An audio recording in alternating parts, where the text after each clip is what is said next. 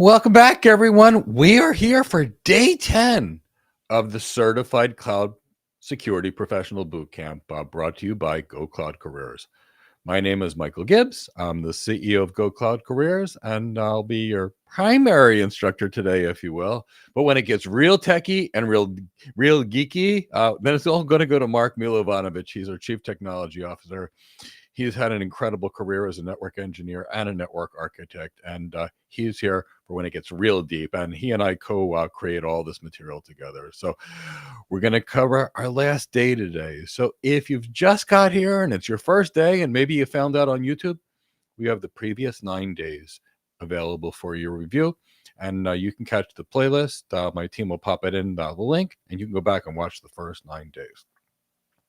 I also wanted to let you know that we wrote a companion book for this course, and you can download it completely free. What'll happen is you'll sign up for it. A form will come out. You'll fill out a form, and then about 15 minutes later or so, it'll be emailed to you, and you can watch that throughout this course too, or afterwards. And it should help you with any cybersecurity exam, really, especially the CCSP. And honestly, it'll help you with most of them because a lot of these concepts are the same. And again, that's completely free. At the same time, we're going to kick back to the content, and I'm going to turn it to Mark for a little bit before we begin. Yeah, I like to do my little pregame kind of ritual, if you want to call it that way. Number one, I want to welcome everybody. I can't believe it. We made it to 10th day of our boot camp. I know it takes some time and dedication, not just for us, but especially you, because it is all about you, our audience here that have made the time to be here. I see already some very familiar faces that have been along with us. You're to be commended for everything that you've done. And hopefully we have, at least in a small part, been able to give everybody value for the time that you've been here. Now, if you are interested in some type of architect career, doesn't matter if it's cloud architecture, it doesn't matter if it's security, network, and so forth, we do host a weekly webinar on Thursdays, which is going to be coming up next week, on how to get your first architect job. Now, Mike, in that type of webinar, he goes through the details of the different non-technical and technical qualifications that one needs to be able to do the type of role. And when we go through these things, and as you've noticed, it's been kind of a theme that we've been discussing throughout these past 10 days as well, is that the actual concept of what architecture is compared to engineering varies wildly. So we're going to demystify this idea of what architecture truly is like. Not so much of an hands-on role, but perhaps a little bit more of a strategic role, a planning role, a designer role, a role where you can make real impact to an organization.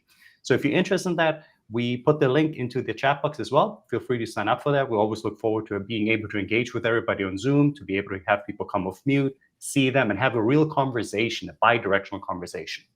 Additionally, if you have not hit the notification bell and subscribed to the channel, we also host a weekly question and answer session in regards to career advice. This can be career advice in all types of facets, either if you're starting off, if you're in the middle of your career, or perhaps if you're looking to get that extra little push on how to reach the top 1% of the field that you're in. We'll be welcome to be there with you, but to find out when that happens, so I got to tease you a little bit on it, you need to subscribe and hit the notification bell for that. Aside from that, I usually wait a little bit to ask for this, but considering all of you have been here with us for the past 10 days, please give the video a like. Make sure you share it with those that you feel would have some real interest in the topic of security, especially related to cloud security, and are really interested to see the thought pattern that has been developed over the past 10 days. Aside from that, there's a lot more great things in the description box. Take a look at it. Free CCNA bootcamp, as well as an AWS cloud-based bootcamp that we have, and a lot of other things. If you're interested in generative AI, guess what? We have a book that you can download for free and read in regards to what a role as a generative AI architect would look like, and how you can even stack that on top of the other architecture roles and the skills that you already have. Aside from that, Mike mentioned that there's a free study guide that you can also download. You can get the link in the description box, or our team has been kind enough to already put that as well in the chat box. And if you do have it downloaded and you want to use it as a companion guide to the remaining few things that we have to discuss today, I invite you to turn your attention to page 418. And with that, Mike, I'm going to kick it back off to you, and let's take a little further dive into enterprise risk management. Absolutely. Wow. Page 418 on this book. Boy, we've covered a lot of ground, and it's been an honor to do so with you. I'm so happy to have you here. All right, let's get back to the concept with risk concepts and terminology. Let me know you're awake, alert, and oriented in the audience by giving me a hashtag CCSP.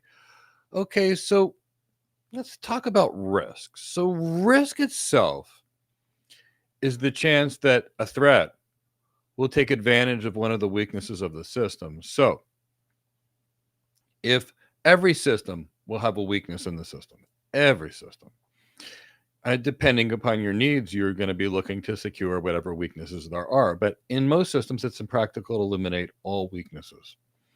And it gets really expensive the more weaknesses we try to protect. But we need to protect a substantial amount of them and maybe accept the risk of certain things, but transfer the risk to others and mitigate or certain things that are obviously very important. But risk is obviously the concern that the negative event will occur.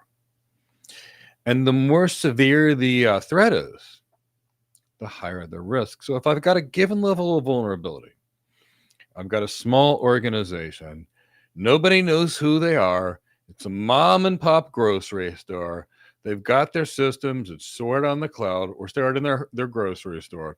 The chances of them getting hacked are relatively low because they don't have a lot of complicated systems.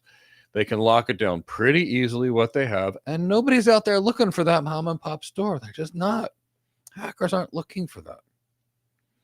At least the kind of hackers that we're dealing with in these contexts, they're looking for big, high value, but if they don't know what it is, the vulnerabilities are still there, but the overall risk is less.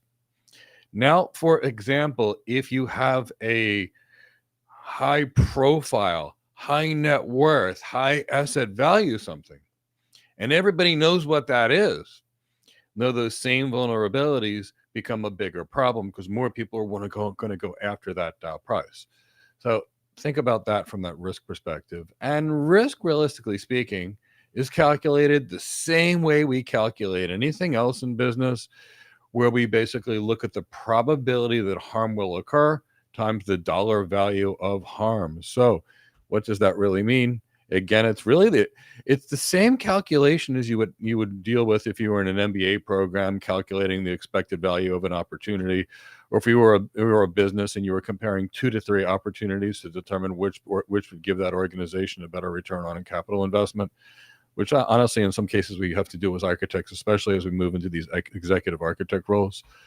But so really what you're seeing here is you're saying that risk, bear with me a second, risk is going to be equal to the probability of harm, so percent risk of harm, and times the severity of the harm.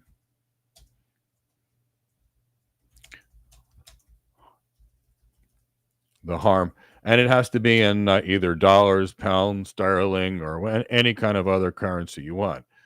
So if we look at something like this, think about it. So if we've got $1 billion, or let's just make it easy from a math perspective, if we believe there's a 7% chance of something happen, and we believe the chance of getting harmed as being as $1 million,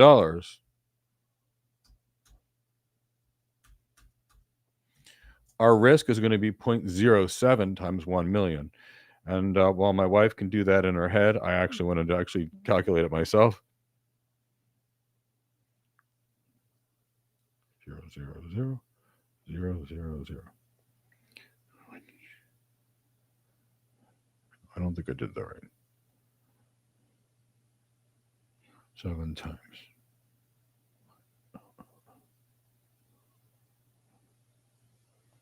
Yeah, so the severity of the risk each year is $70,000.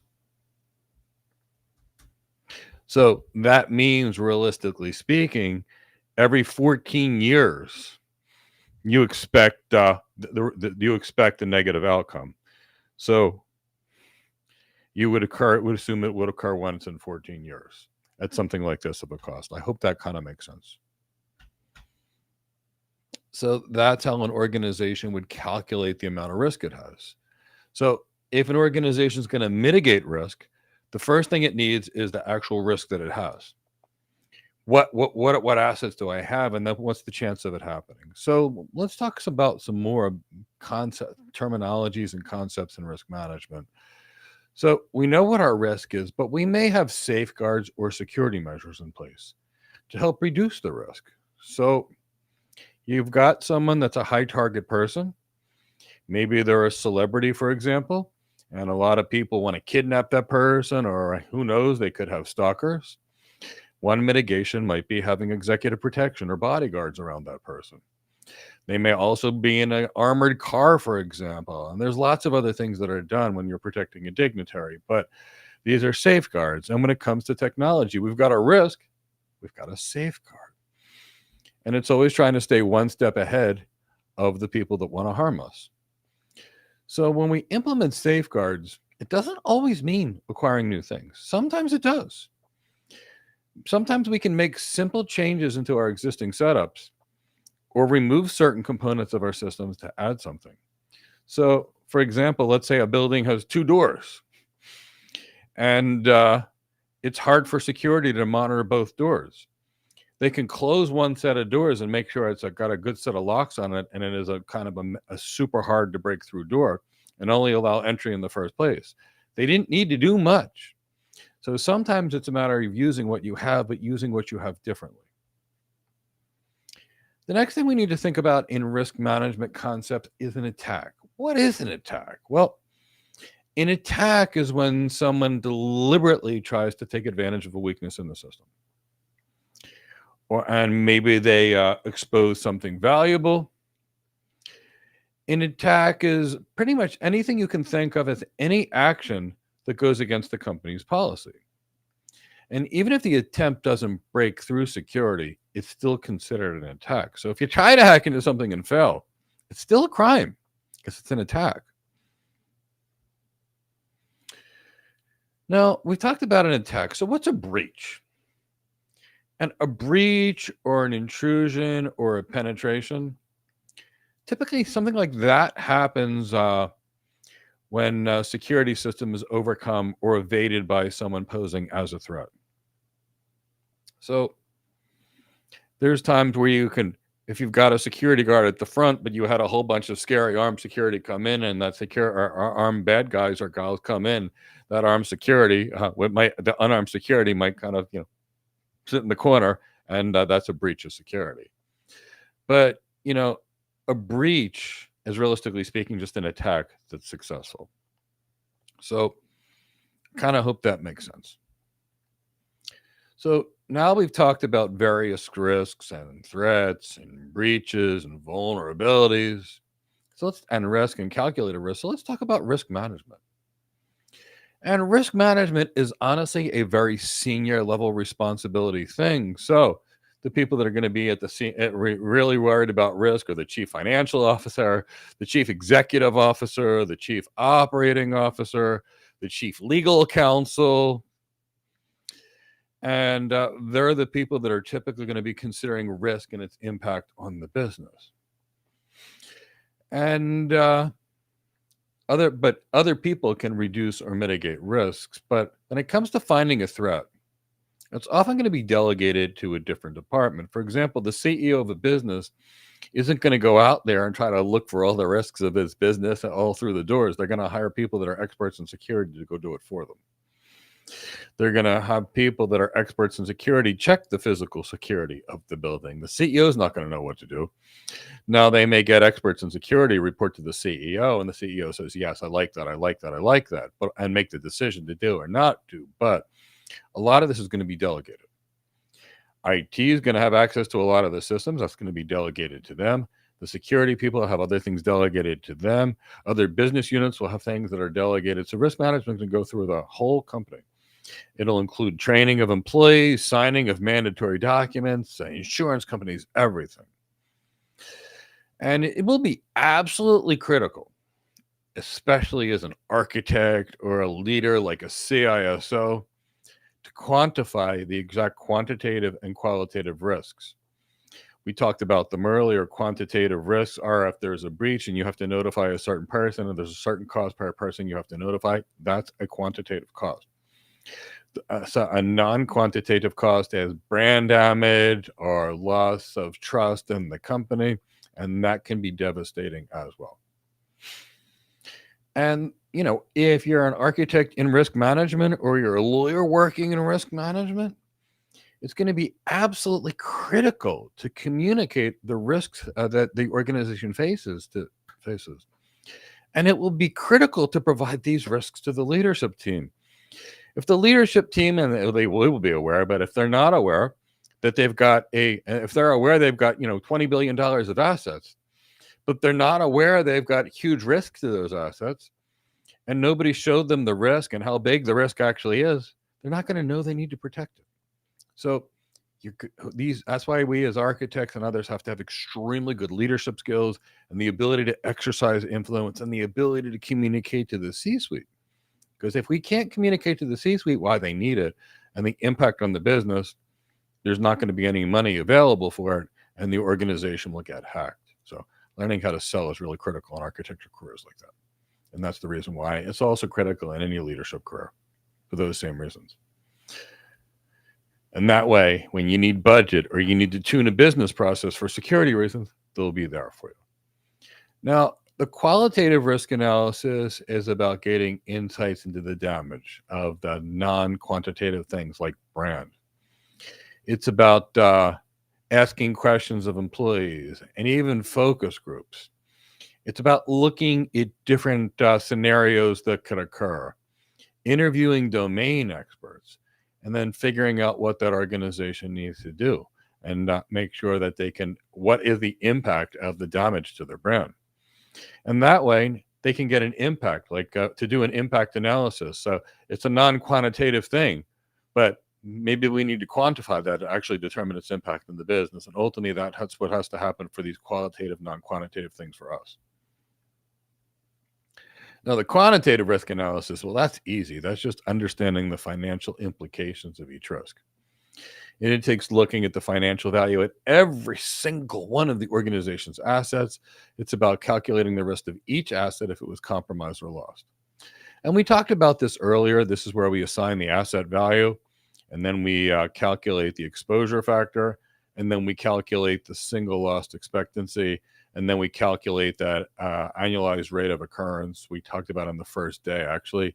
And then we define the annual the annualized loss expectancy.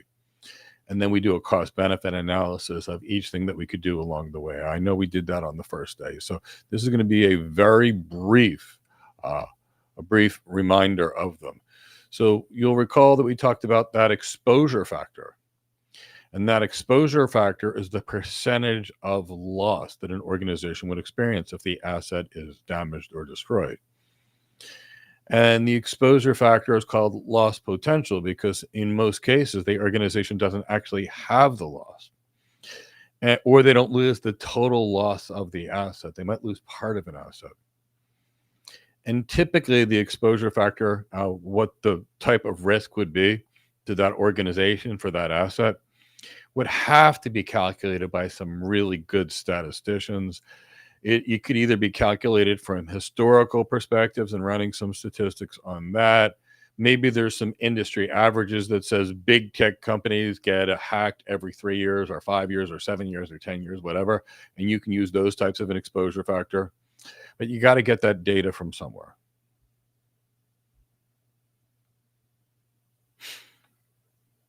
Well, that brings us back to single loss expectancy.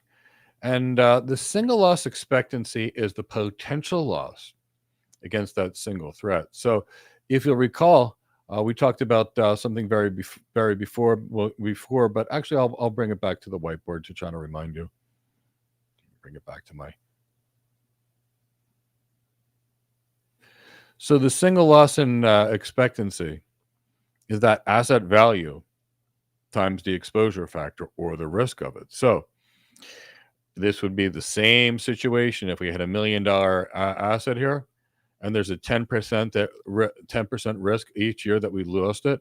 It would be $100,000, and that would be because it would be 1, 000, 000 times 0.1 which will equal 100. So that's the risk. So now if we know that that asset is exposed to $100,000 of risk. Now, this is only for a single thing. Obviously, an organization does risk management for the whole package. But if I had $1 million asset and we realized there was a 10% chance of that asset being compromised, and the risk to me is $100,000 a year, what do I do? Do I ignore that risk and maybe somebody steals the whole $1 million asset?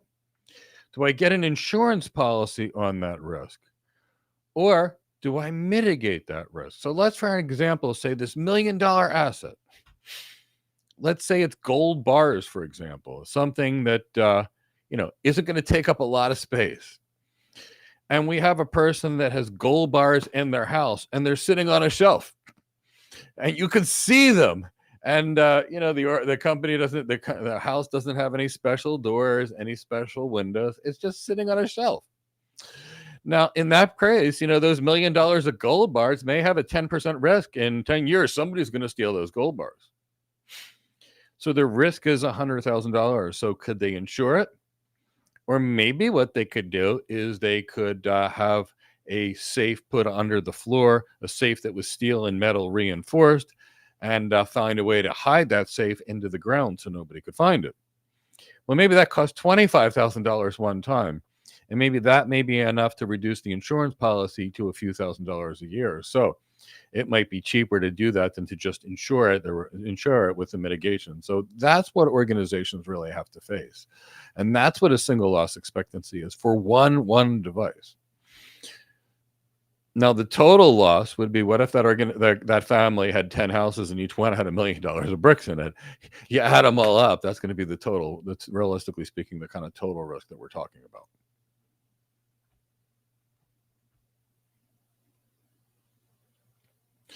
And the annualized risk of occurrence is the frequency that an expected thing will happen in a year. So in Florida, what is the annualized rate of occurrence of hurricanes? I don't know, 3-4 hurricanes every year.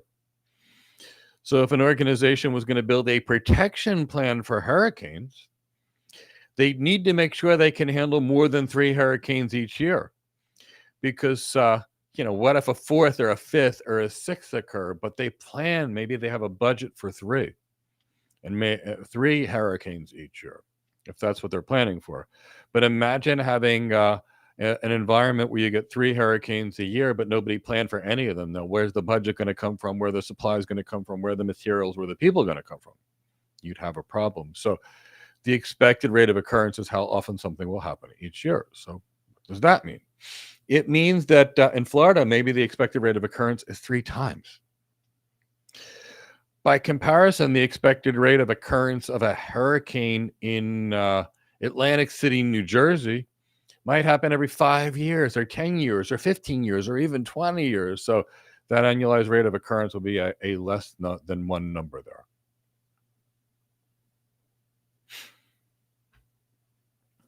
So we briefly talked about the annualized loss expectancies. So that's where we're really talking about the single loss expectancy and the average rate of occurrence. So how often? Again, we're going back to basically the same calculations that look like an expected value for MBA program. So let's talk about some risk management and putting some numbers together. These calculations have to occur for every asset and that you're dealing with and every threat pairing. So you've got an asset and there's a risk to that asset. You've got a different asset, there's a risk to that asset. So from a risk management perspective, we need to know what all our assets are and what risk we have of each potential asset, and then how do we mitigate the entire package, or what makes sense. Remember, you can never mitigate all risks. So if a business has $1 billion risk and $500 million risk and a $300,000 risk and a $200,000 risk, they probably should do them before they mitigate the $30 risks for silly things for that business. At some point, maybe they can, maybe they transfer them, maybe they just accept the risk. But a big business, you can't solve everything, so you have to prioritize what you solve. So the biggest risk should obviously be solved first. And then, as a rule, they're being solved first because it's in the order of severity, because you always solve problems, at least in an emergency situation or in most times in a planning situation, on what are the biggest issues first. Let's briefly talk about risk responses. So once an organization knows what the risks are, now they can plan on how they respond to the risks. Many options for risk mitigation. And it's no different than you're protecting a dignitary. There's options for everything, no different than the way you would protect the risk of something that you own. So I try to bring it back to reality to try to take some of these concepts which feel academic that are really not. They're actual normal business topics. So the way an organization can respond to risk is they can mitigate the risk. And we'll talk about what that means. Basically, stopping it themselves. They can assign the risk, buy insurance, transfer it to someone else. They can deter the risk. Here's what a risk deterrent is. Having a house that's got fake cameras on it and beware of dog signs. It's a risk deterrent. If people are scared, they're less likely to attack. You can avoid the risk, and sometimes you can avoid a risk. Sometimes you have to accept the risk and basically say, there's nothing we can do about it. And there are other times where you just have to ignore the risk. Well, actually, there's times where people ignore the risk. I don't know that I would ever suggest ignoring anything. I wouldn't ignore the risk. So risk mitigation is really going to be about implementing protection mechanisms. And these protection mechanisms can be technical, like a next generation firewall or a data loss prevention system or a SIEM system. They could be non-technical as well, certain procedures, the way certain things are done. They can be micro-segmentation on the network, which is technical, or encryption or firewalls. Non-technical, I could be training people not to respond to phishing expeditions, and I could be training people to prevent social engineering attacks, and I could be training people on acceptable password use, etc. So it could be, there's lots of approaches we need. So risk assignment, and we all do this in our lives. Risk assignment is transferring the risk to another party. Chances are, if you have a house, you have an insurance policy on that house in case, the house were to be burglarized or catch fire or something, and the insurance company would write you a check and fix your house for you. That is risk assignment. That is transferring the risk. And it's usually some form of insurance. What happens here is an organization pays another organization, typically an insurance company, to transfer the risk to them. And what happens is the person pays the company money, and hopefully and from the insurance company's perspective, they hope to collect it. The insurance companies are investing this money, and then they pay money when the risk is there. And by aggregating so many different companies, they're able to reduce the risk over time, and that's how insurance companies make money. But basically, what they're doing is they're taking a premium to manage that risk or transfer that risk. Now, risk deterrence, that's about implementing security measures to keep people from breaking the rules. And the beware of dog sign. It could be a real security camera, a fake security camera, an alarm.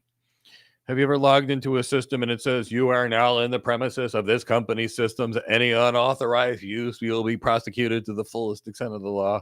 That's a banner. That's something that's commonly placed there. It's designed to protect and scare people away from doing things. Risk avoidance is about looking for ways to reduce the risk. So if you're walking down the street and you see a specific character either coming at you or following you at the same rate that you walk, which is not normal, you might want to cross the street and see if the person follows you. Or cross the street and get out. That would be a form of risk avoidance. Run away. Don't go to the place. Don't do business in the environment where it's a risk. Now, if you think about that, There are times where it makes sense to avoid a risk. But could you imagine a business saying, can't do business here, can't do business here, can't do business here, can't do business here? It's all risky. There might not be any business left. So risk avoidance is sometimes possible. It is sometimes not possible. Risk avoidance would be never connect to the internet. It really would. That'd be pure risk avoidance. Risk mitigation would be realize the internet has threats. So how do we protect against them and make sure that we're still safe while we connect to the internet? Imagine your life without internet. That would be pure risk avoidance. So think about what we can and can't avoid. Risk acceptance. Risk acceptance is about accepting or agreeing to the risk.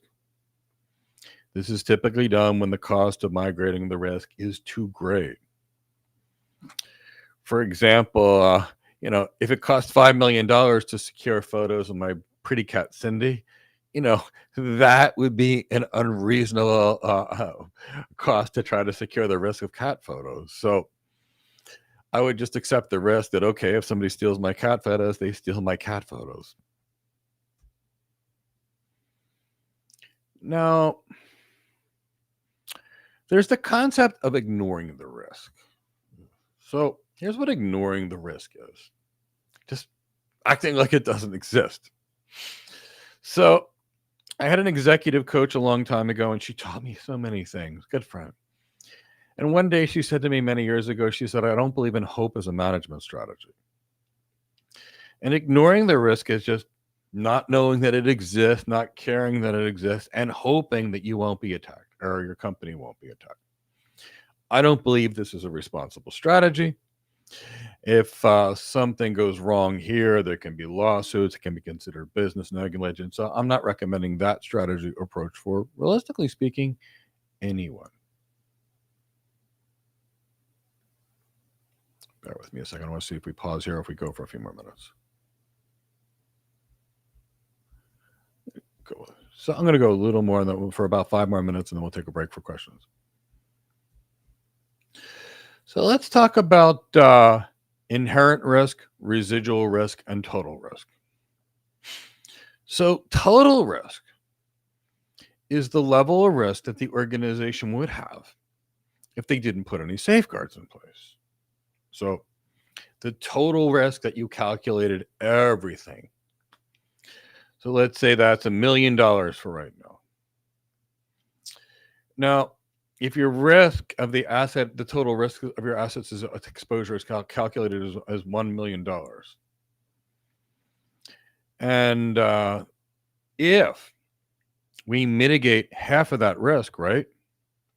Maybe we've got a security system for the $1 million that can prevent 50% of attacks.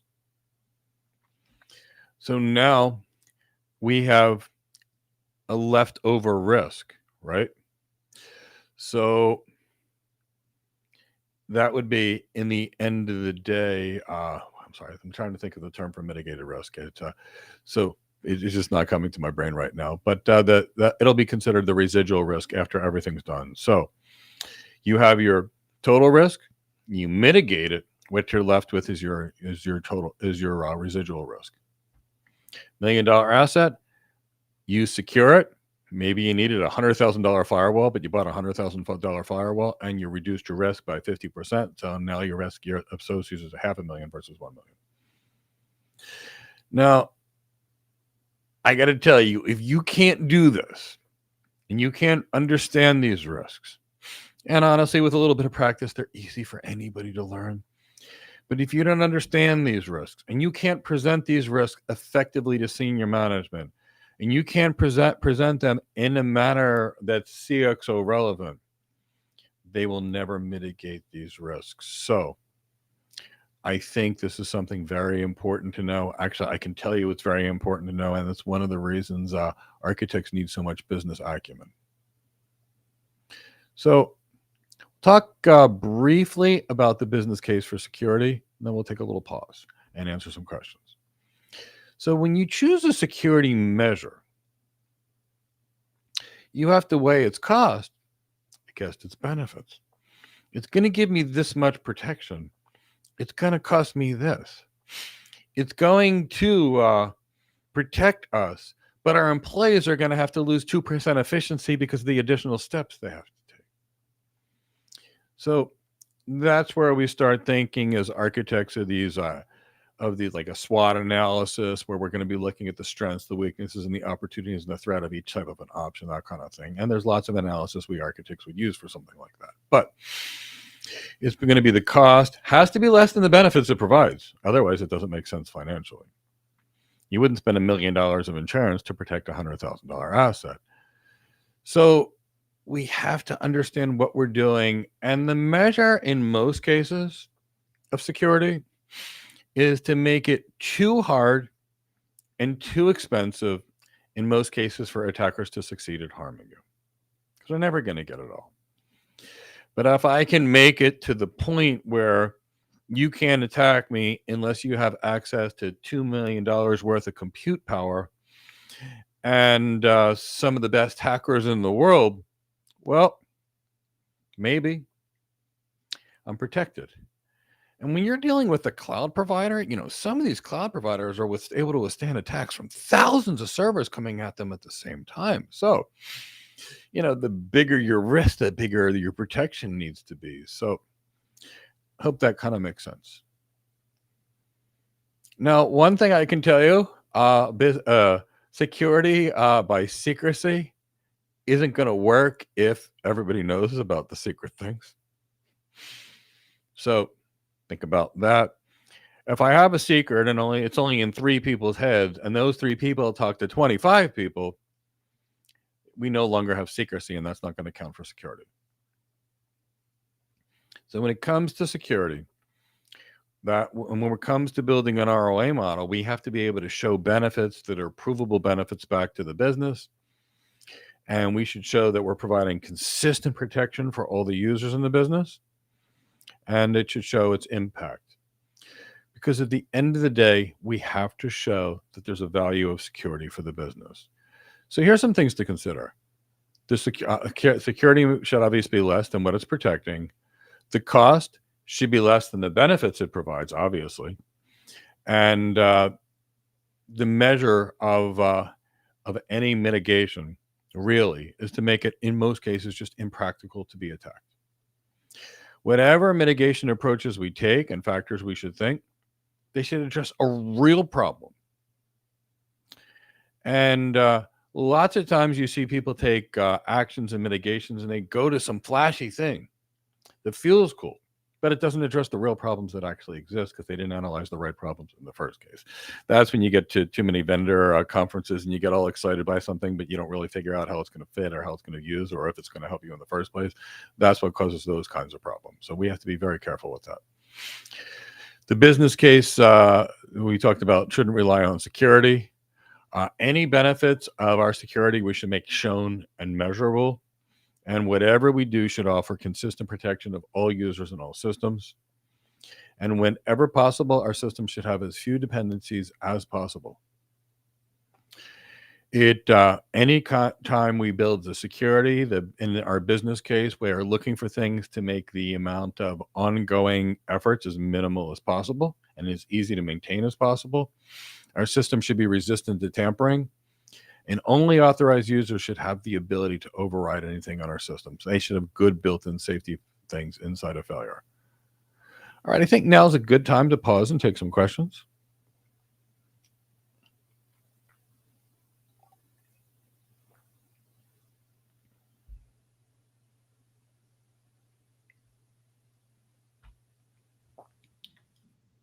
Okay, let us take a look at what questions we have available.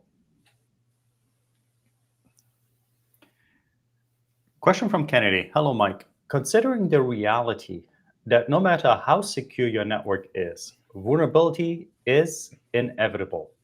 As a way of mitigating the inherent risk, is it possible to ensure the risk? Absolutely. So ultimately, what we're going to be doing is a combination of risk mitigation approaches, risk transferring approaches like insurance, and accepting various risks. So Kennedy, good thinking. I'm very happy you figured that out.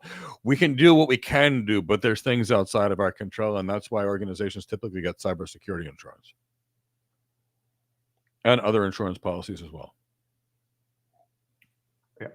And just so you're aware of it, though, still, Kennedy, whatever risk, Mike already mentioned that this residual risk that eventually that you'll have left over after you have either transferred the risk or you've gotten some type of cybersecurity insurance, you're still going to have to deal with that. So again, we're not talking about being 100% able to get rid of all risks.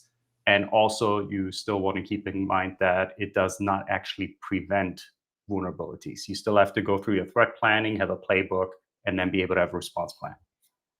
All right, let's go on to the next question from Kennedy as well. He's wondering, considering the importance of critical assets in the cloud computing architecture and all the protective measures put in place to mitigate the inherent risk, is there a way to reduce the cost of breach?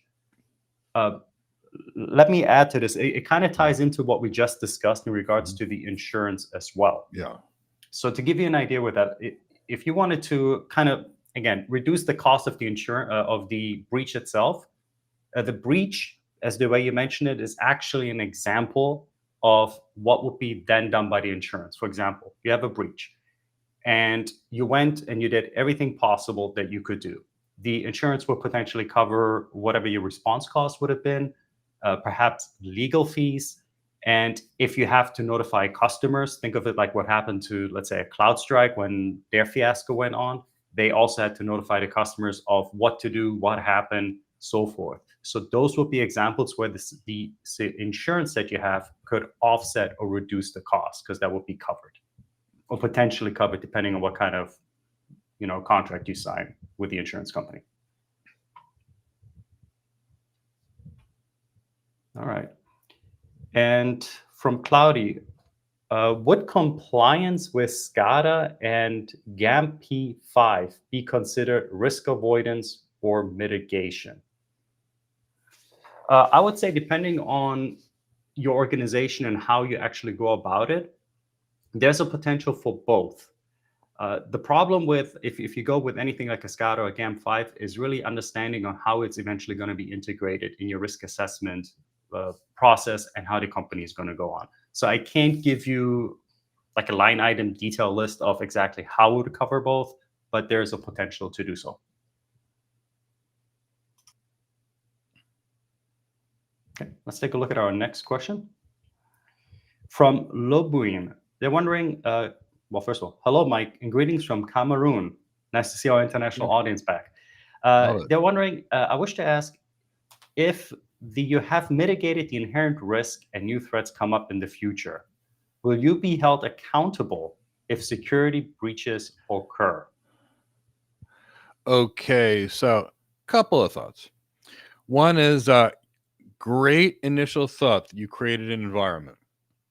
Now, let's say you created the perfect architecture and it's good today. New threats will come up constantly. And organizations typically need to subscribe to Threat Insider newsletters and threat alert systems to find new attacks when they're actually occurring. When we find new attacks that are occurring, it needs to go into a system to go re-update the systems, because the company at the end of the day will be held responsible for new attacks, even if they design a good system, because it didn't keep up with current threats. So the reason architects are constantly having new jobs and they constantly is a need for our work, which is great news, is it's not like we design a system and then we don't touch it.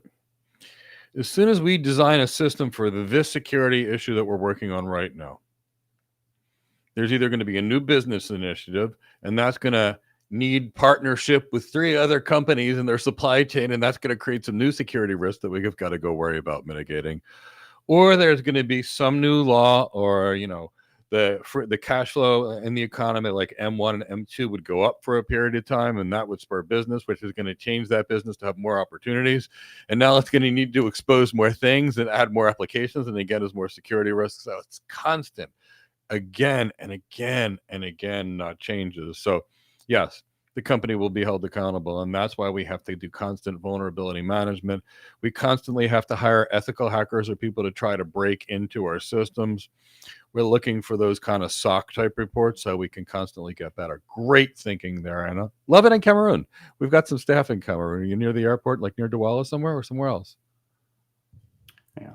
And Loban, if you're asking, the question that I probably have for you here is, who are we specifically talking about that would want to hold you accountable? Because depending on who we're actually looking at, there's going to be some additional finite details that would come in account with that. And just simply, for example, if we're talking about insurance, then you would have to prove that you've done everything you could to mitigate the certain risk.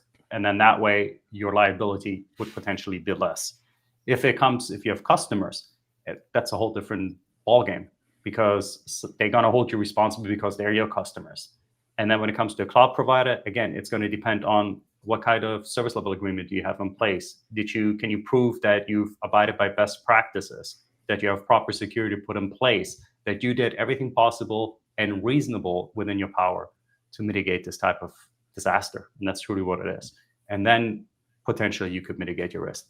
So when you have questions like that, just to give you a little bit of the thinking again from the architect, make sure that you consider an exact waypoint towards it. What's your objective? Who are you trying to address? So that you can actually break down and do the analysis of risk mitigation, risk avoidance, and deterrence, and so forth. Otherwise, it becomes too general in that sense. So, but great question. Keep that thinking up. We'd love to see that. And before I send Mike back to the content, because we still have some fantastic content planned here, just a little gentle reminder that if you are interested in having your career questions answered, again, next week on Wednesday, we'll have about a 2-hour Q&A sessions. You're welcome to hit the notification bell and subscribe to the channel to take advantage of that. And who knows, perhaps if you have any questions for us today and time allows, maybe we'll answer a few of those questions too. I don't know. Maybe we will, maybe we won't. And if you're interested in learning more about the architecture career, I always like to mention this because we've seen such great, fantastic results from those that have attended our webinars. There will be a link eventually in the chat box as well. Take advantage of it, sign up, and we can have almost what's going to feel like a one-on-one conversation, a little bit more intimate. We'll have a few people with us, and we can discuss the nuances of what it means to become an architect, either it be cloud, if it be security, if it be networking, or whatever your heart may desire. In that case, we'll catch you all on Thursday's webinar next week to discuss that further. Aside from that, Mike, I'll hand it back over to you, and let's learn a little bit more about risk management and compliances. Sounds good. So good to be back. Having so much fun here with these business acumen concepts and risk management. I always love for this stuff. I just live for this stuff. So let's talk about enterprise risk management. So we have to make sure that enterprises, and they usually do, they have some kind of risk management practices, and we need to integrate with them.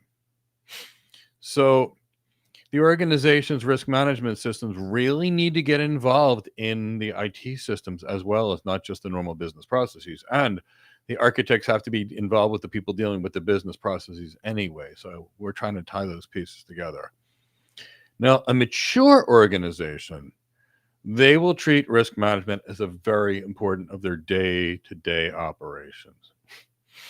That's why if you sign up for a big carrier or a TV streamer that's big, there's going to be forms after forms after forms that you have. They'll constantly send you changes and notifications. They've got a lot of policies. They've got procedures in place because they're big and they're established and they're big targets. So mature organizations typically have it. Small organizations, when they tend to start up, typically don't have these types of risk mitigation practices because they're focused on, the creation of whatever the product even is and figuring out how to sell it. So key areas to incorporate into risk management are systems development, whatever they be, whether it be the network, whether it be the security systems, whether it be the data center, whether it be the software. Risk management should be part of everything that goes along. We put this new application. What is the impact of that? What is the impact of that risk on the systems? If an organization doesn't know that risk, they put a wrong application and it tanks their entire systems and they lose business for a day. That's a problem. And that's why we have to think of risk management everywhere. It's all together. It's all connected. And that's where we architects live, and that interconnectedness of it, not that deep on one thing, because we can't. So we also have to think about procurement processes. So there are times where we need to buy new hardware or new software, and we have to work with other third parties and new vendors, and that can pose risks as well. So we have to perform formal risk assessments and for any new or vendor relationships and identify any potential risk they might bring. The Windows kernel was pretty open to security things. It had to because of a legal reason in Europe. Organizations went to CrowdStrike, who could push security updates to those systems. That was a third-party procurement risk. So think about that in every architecture you have. Now, when projects are delivered, whoever delivers the projects, the post-sales teams, the service delivery executives, the program managers, they have to think about risk management in everything they do as well. So lots of processes, lots of changes to procedures, even lots of technology systems in that work as well. So anytime we're dealing anything and we're planning risk management, include project management as well to identify areas of new risk changes that could be made to further reduce the risk that an organization has. Now, ideally, we can assess our clients' risk management practices because if I need somebody to protect me and secure me, I want to know what their skills are, right? If you're going to hire a bodyguard, you'd want someone that could protect you. You'd want to know what their skills are. Well, same thing when we're assessing somebody or dealing with somebody else, we want to know what their skills are. Because if we have to have a comprehensive risk management structure and we're across a couple of environments and they get hacked and we get hacked through them, we're still responsible. So this means we're conducting regular assessments of the risk management practices of ourselves and our partner organizations. We're making sure that everybody we do business with has a robust risk management practice and procedure in place. Potentially we subscribe to various risk management frameworks, such as, at least for the CCSP exam purposes, think of things like the ISO 31000, the NIST SP 800-37, and the European Agency for, for Network and Information Security Framework. So there's lots of frameworks out there, but organizations do have risk management frameworks. Now, the ISO 31000, that is pretty much an international standard, and it focuses on designing, implementing, and reviewing risk management processes. The implementation objectives of the ISO 31000 is to create and protect value, to integrate organizational procedures, to be part of the decision-making process along the way, to explicitly address uncertainty, and to be very systematic, very structured, and very timely. Now, we have to use the best information that's typically speaking available in the ISO 31000, which would make sense. You'd want to use quality information. We want to tailor whatever we do to the organization's needs and risks because it's never going to be a one-size-fits-all approach. We always have to consider human factors and cultural factors. We have to be transparent and make sure we communicate the information with everybody that needs to know. It's the ISO 31000 is about being dynamic and iterative and fairly responsive to change. And the key with this, and one of the last goals, is to facilitate continual improvement. So, fairly strong risk management framework used throughout the world. Now, the next framework is a NIST framework. That's more of a U.S. government framework. And you'll hear it as NIST SP 800-37. And this, realistically speaking, provides a holistic, comprehensive, and contextual approach to organizational risk management. It replaces the old certification and accreditation manual or model that it used to exist. And the key elements here is it uses structured solutions. It has some risk analysis and risk assessments. There's an implementation of controls and assessments, and there's continuous monitoring for areas of improvement. It is widely adopted, this standard, by the U.S. federal government and some non-government organizations. It's recognized for expert guidance, and it's freely available, and it's less internationally acceptable outside the U.S. that compared to, say, ISO standards or IEC standards.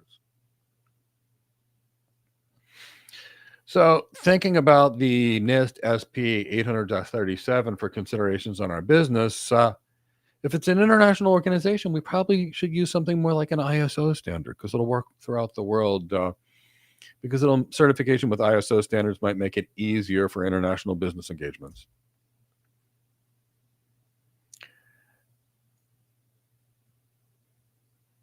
And of course, we've got a European standard, which is the European counterpart to NIST. But while that's widely accepted in Europe, it's not globally accepted like the ISO.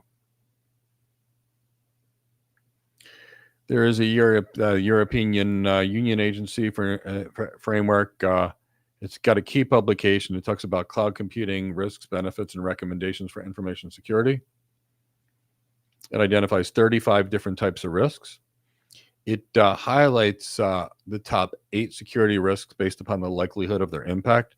Things like loss of governance, lock-in, isolation failure, compliance risk, a management interface failure, data protection, malicious insiders, and insecure or complete data deletion. All right. Well, now we're going to get into cloud contract design. So thankfully, I think we're getting a little closer to some more easy business things. So let's talk about designing contracts. And obviously, we're going to use lawyers for this. Who are we kidding when we're going through this stuff at a certification? But all businesses aren't going to be doing this stuff. So they'll use a house counsel or external counsel for these things. So when it comes to written contracts or any contract we deal with a cloud provider, we're going to define parameters of the cloud service provider relationship. We will document any kind of terms and conditions that they expect from us and we expect from them. We will review and have the legal team review the language in the contract, assuming it's a big contract. Because in a multi-million-dollar contract or a billion-dollar contract, I don't consider myself to be an expert legal advisor. So I would use a lawyer like other businesses would. Now, when we deal with cloud contract details, there should be some things related to business requirements. First, when we even think about a cloud contract design, is there a good reason to be on the cloud? Maybe there is. In many cases, there is. In many cases, there is not. So we have to, as architects, ensure that the business's decisions align with their long-term strategic goals. We typically should be really careful to avoid decisions based upon trends or a competitor's exciting claims or marketing things. We should be diligent in our design and do our due diligence and make sure we've got what's right for the client after evaluating all options and then potential strengths and weaknesses. So when we're looking at a design for a contract to the cloud provider, we have to scope the contract. Like anything else, we're always looking for the scope. And we typically want to involve only the impacted departments or business units. And we want to exclude any other business unit that's not directly involved from the decision making. Because if you don't, it's like going to be like getting 100 people in the same room and asking them to come to a consensus decision. 25 years later, when you're still in the same room and the people can't come to a consensus decision, you'll still be there fighting about it. So that's why you have to scope it and you have to be careful who you actually invite to the meeting. Let's talk about more about the contract. Let's talk about regulatory compliance. Every business should do their due diligence and on their own investigate, will their solution be compliant with legal requirements? And if not, what are the additional risks that are posed by a cloud engagement? Or maybe you keep it back to the data center because you can't hedge against most risks. Most things are secure and fine to do on the cloud, but we're always going to get into the technicality of the business and we have to evaluate the business first. Now, in our contract design, we really have to assess the costs of what an organization can withstand in terms of downtime. Remember, we talked about maximum tolerable downtime, which is the maximum amount of time a business can be down before it causes irreparable harm to that business. And we talked of the recovery time objective, or the time where the systems are actually up and operational, or at least were partially recovered or somewhat, has to be less than the maximum tolerable downtime. We even talked about the recovery point objective, which is the maximum amount of data loss that an organization can have. And typically speaking, there's a maximum allowable downtime, which is how much downtime would you even allow your systems to have?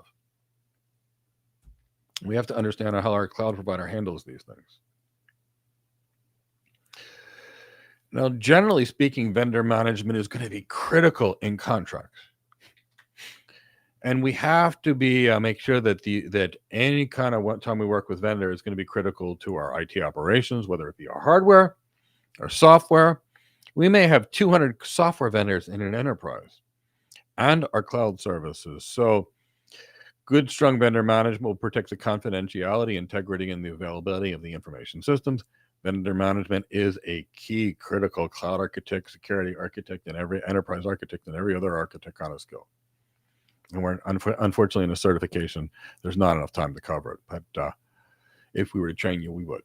So we have to think about security policies under vendor management as well. So if we are tied to a third-party vendor and we are super secure, but our third-party vendor has a connection directly into us, and they're not secure, they're a new vector for our attack. So can we mitigate that risk? Is it non-mitigatable, if you will? Even if I made up a word there, what we need to know is that whoever we're dealing with is going to provide the same care to our data that we would do it for ourselves. And when it comes to cloud computing, we're going to have very strong relationships.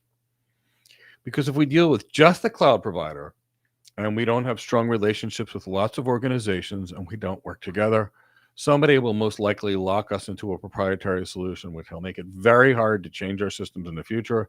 It will make it very hard to leave in the future. It will preclude multi-cloud and make it very challenging. And none of that is necessarily in the best interest of our clients. Vendor lock-in is typically not a great thing. So we should make sure that we do our due diligence and ensure the vendor's reliable, they're financially stable, they can do what they claim they're going to do. We want to research the vendors of financial sustainability. Can they keep going? Are they on the risk of bankruptcy? Are good things happening? We have to always keep track of this. So let's talk about the vendor management lifestyle, because we're going to be dealing with hundreds, if not thousands, of vendors in many of our enterprise clients. Security professionals, meaning architects, are typically involved in managing the vendor relationships in so many organizations. They're a life cycle. Because I could be working even in the cloud. I could be using a firewall from Cisco. I could be using a firewall from Palo Alto. I could be needing accelerated storage on FSX for Lustre using NetApp. I could then need a SIEM system from another company. You get the point. It'll just keep going and going and going. So we're constantly bringing on vendors, and potentially we disconnect from vendors and move on to different vendors. So that's the vendor management lifecycle, and security architects need to be very familiar with this. Large organizations may have hundreds of vendors, thousands of vendors. So typically speaking, there's a procurement process. So a company, they want a new cloud security thing, and they issue a request for proposal. And then a bunch of security architects in our companies like me respond to the request for proposal. Our team helps us respond to this request for proposal. And then we submit that request for proposal, and we have some sales calls with that client. And if they accept us as a vendor, ding, ding, ding, we won their business. And in every part, security should be a component of that. Even in the RFP process, we have to evaluate that organization's risk management program and what are they doing. And they should be some of the questions we ask in our RFP, not just, can your system do this? Can your system do this? Can your system do this? Now we've got a new vendor, right? Now we've got to onboard the vendor. And now we've got to make sure that the contracts are verified and there's an alignment between the vendor and the customer. We need to make sure that any kind of technical systems are set up. Maybe some data needs to be transferred from vendor A to vendor B, so that could be part of the setup. We need to assess their security procedures, what would happen, who would be notified, etc., in the event there was an event. Now we set it up, we onboard it, and now we maintain it, hopefully. So they're assessing us, we're assessing them. We check their system. Periodically, they check ours. Can't always do this in the cloud. We looked at the cloud provider has been down 3 times this year, and then we say, is this still acceptable to us? Or are we concerned about why they're down? They look into your business and see if they want to keep you potentially. And but the key here is if you've got a vendor that has a lot of outages and they're not reporting security incidents, be very worried. If you're dealing with a vendor that's got suspect outages that don't feel right, but they're having systems outages, be very worried. It's considered a red flag. Some companies are very open about it. When Microsoft has an incident, they tell the world. DynamoDB was hacked. We just survived the largest DDoS attack in history. But they talk about things and they're very open and honest with it. Some vendors are very honest with when they have outages. Some make up excuses, and we'll never really know. But when you don't hear of a company ever talk about ever having a breach, we have to be careful about that. So at some point during our vendor relationship, we typically terminate that vendor relationship. And at this point, if you were dealing business with a certain business and for certain reasons, there's no more reason to do business together, and that's fine. You have to make sure that the vendor deletes any information they had, all your confidential information. And typically speaking, if there's a reason for 2 companies not to do business, you want to end that relationship in a timely and an organized and an orderly fashion. So clean. And this is just part of the continuum and part of the lifecycle of things that go on is we just have a wide variety of selection processes. We've got a wide variety of vendors. We can work with vendors for a period of time, and sometimes we just have to go on to a new vendor, and that's okay. Let's talk about data protection as it pertains to our vendor information management. We have to ensure that vendors handle storage, processing, and transmission of sensitive information securely. Because if we're really good, and then we send it to somebody else, and then they send the information in securely, our information got lost. And again, it's just as much of a problem, regardless of who did it. So we have to pay real attention to an organization's vendor management practices. Let's talk about data ownership. And we have to assess data ownership in supplier agreements. We have to ensure customers that they retain their actual information, or at least the ownership of their information. And we have to limit the way that vendors can use this type of information.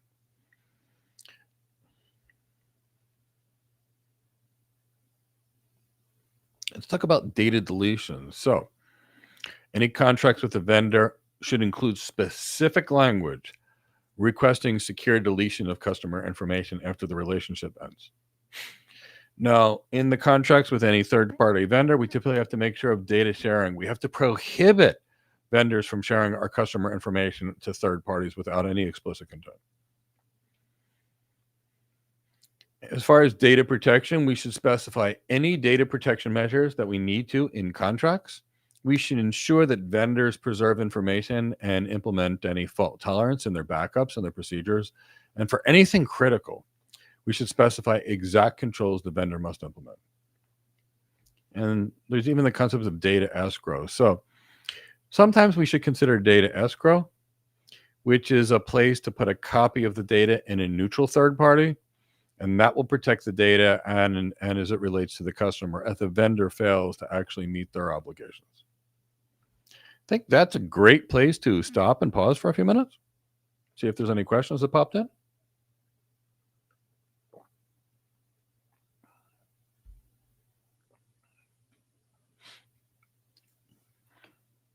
Fantastic. So let us take a look and see what type of questions came in.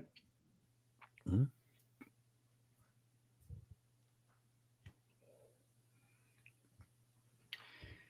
So from SR, they're wondering, how do we modernize risk management and assessment processes where the existing processes is very fragmented and manual?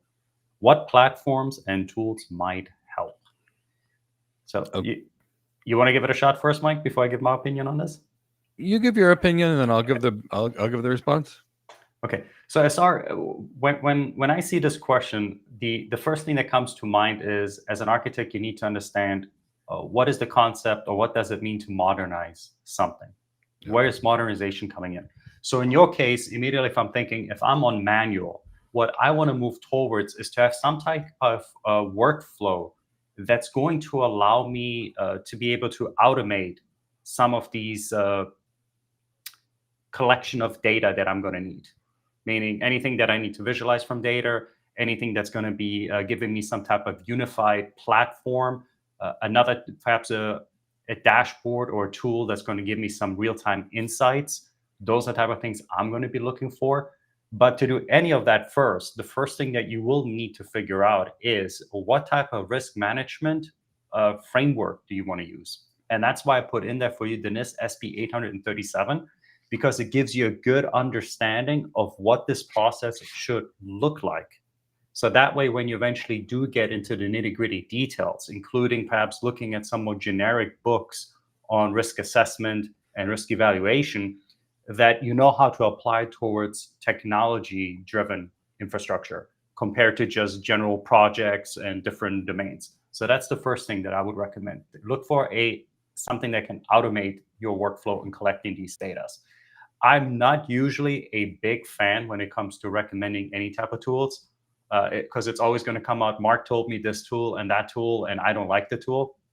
So the first thing I would say is, within the organization, take a look at, first of all, what type of GRC platform you have. So that's going to be government risk and compliance platform.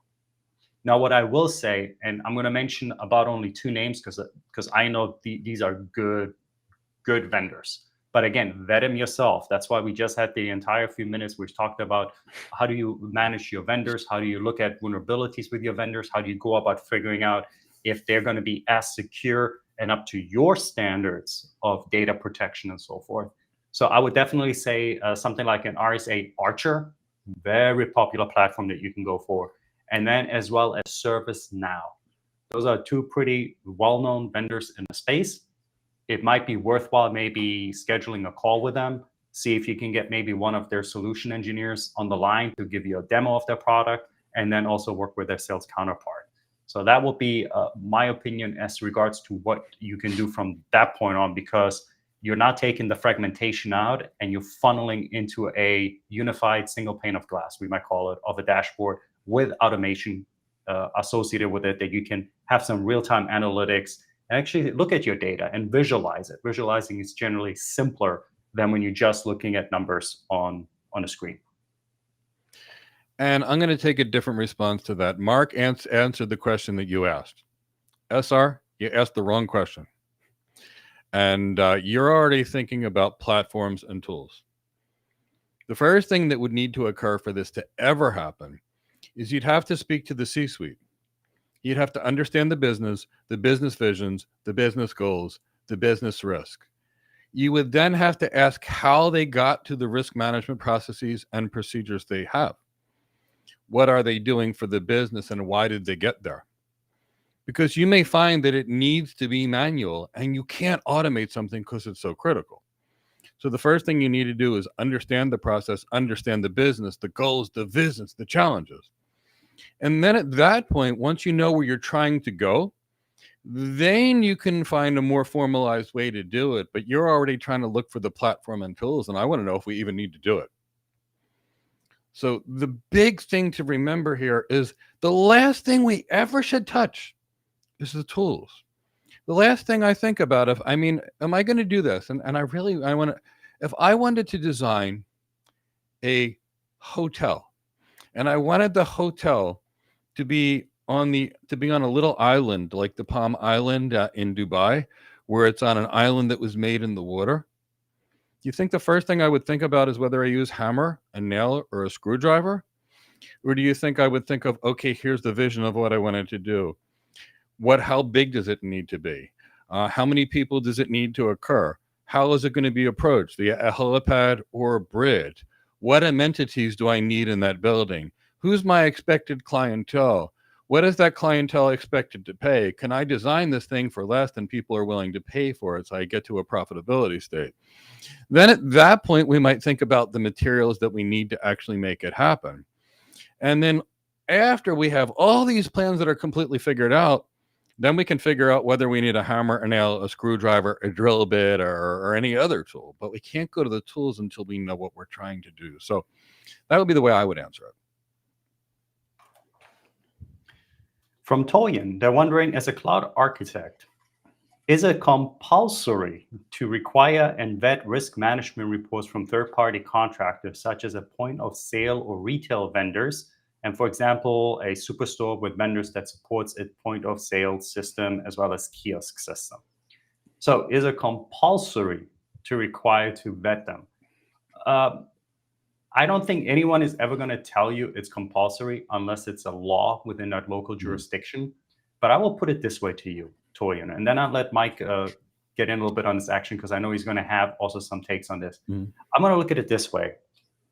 I already know that a point of sale systems or a restaurant or superstore, they're going to use some type of manner to gain payments from their customers, which means they're going to need to be PCI compliant, right? So with that, then I'm wondering, okay, if they're taking people's credit cards, if they're taking other identifiable information to make the sale, we're talking about sensitive information. So as soon as we're talking about sensitive information, that in my mind would mean it is for me a requirement to make sure that I do the very best within my power to vet these vendors. Because in the end, they are my customers. I'm going to be responsible for what happens to their information. That kind of goes back to the question we had, to the question a few minutes ago, that you could be held liable. So in that sense, you want to do anything and everything that is reasonable to mitigate that type of risk for your customers, first of all, because it's actually not about you to begin with. And then you take a look at yourself and make sure that you can also be protected. And then we go down the list where we said in regards to, can you sometimes defer or transfer your risk through insurance and then just deal with the residual that's there? Or is there other avenues that perhaps that you can mitigate the risk by having a good security posture, working off a great framework, and having guidelines in place, everything from training the people that are working with you all the way to making sure that your stakeholder team also understands the importance of having systems in place, especially when you deal with sensitive information. That would be my take on this question of yours. And, Toyin, so let's talk about who's responsible. So if you're the leader, you're responsible for it all. But here's the reality. It is not going to be practical for you to vet every single third-party appliance, every single application as a cloud architect. Look at the application developer's code. Look at the underlying networking systems and and their configurations, looking at the firewall configurations, looking at any of this in any degree of depth. So what's going to have to happen is you're going to have to build yourself your architecture team. And if you're a cloud architect and you've got a big enterprise and you're doing a cloud migration for an enterprise and it's a big enterprise, you're going to need some security people to focus on some security, the networking people to deal with the networking, the AI people to deal with the AI, the data science people to deal with all this data science stuff going on, the IAM people to deal with the authentication systems, hundreds of software vendors along the way. And that's just going to be beyond what one person can do. Now you're going to be in meetings, giving presentations, helping to read these contracts, helping to build a business case, presenting to the C-suite, creating gap analyses. And that's why the key to an architecture career is your leadership skills and your executive presence. Sure, the tech is, fundamental knowledge that we have to have, but we can't really do the role without it because it's too big. And we'd be busier than a one-legged person trying to run marathons all day long. It would be pretty hard. And it just, it honestly, it'd be trying to do 500 people's different jobs. So we build an architecture team and somebody will have to do that. And, these may be the questions you ask ahead of time. You come up with a question list and you find out all this information and a bunch of people on your team do it. And they get back to you the information and you hold a meeting with that group and you're there as an architect, you're a leader, you're a facilitator, you got all your people to go do your things and together you do it. Because at the end of the day, the best architectures, the best anything are never designed by one person. They're designed by a team.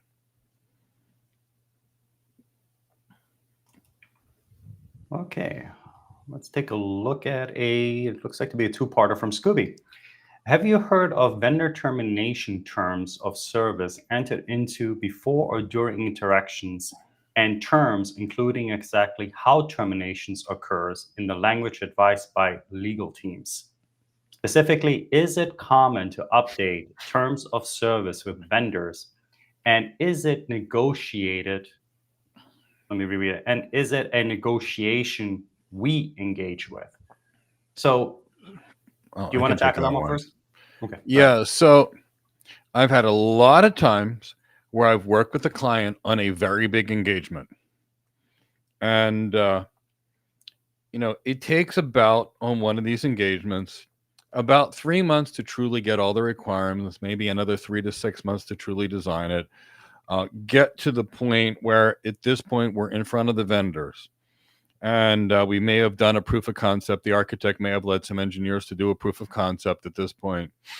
And now your lawyers from the vendor and the customer's lawyers go back and forth. And I've been in negotiations where, I probably shouldn't even have been in the room or didn't need to be in the room, that went on for 8 weeks straight for a couple hours at a time. And they all went over the fine contract, over the terms of agreement, how they could get in an agreement, out an agreement, notifications of data, notifications of this.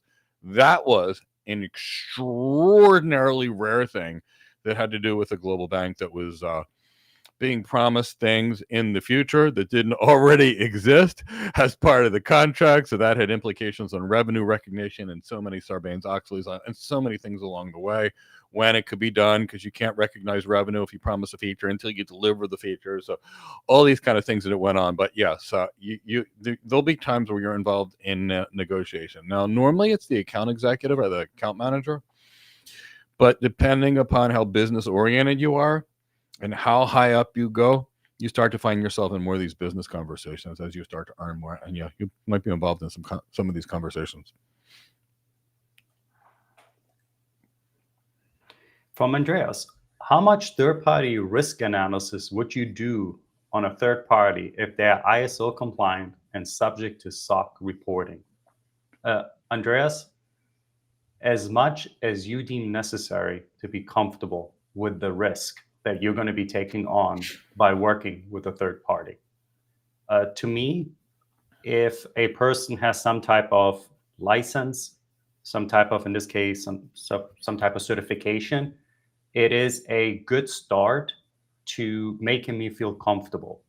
But as we've discussed also yesterday, and I don't know if you were around with that, even if you look at the different SOC reports that are available, the different type of reports are going to furnish different type of details.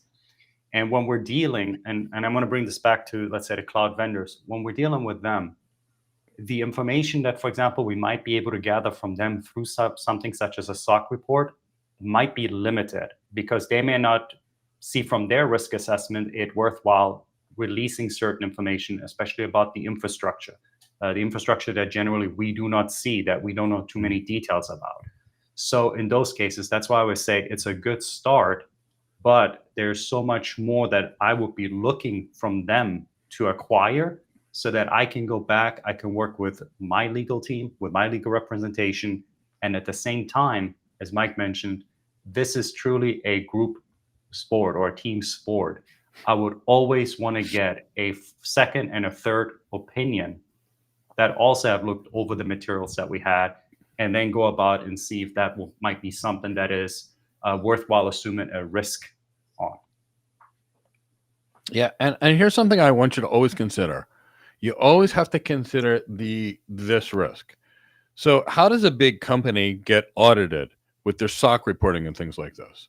They might pay $100 million to a company to do the audit, to evaluate everything, if it's a big enough company. And if they're trying to resell services and the company that they deal with gets $50 or $100 million every year to do the audits, are they going to deliver a bad audit?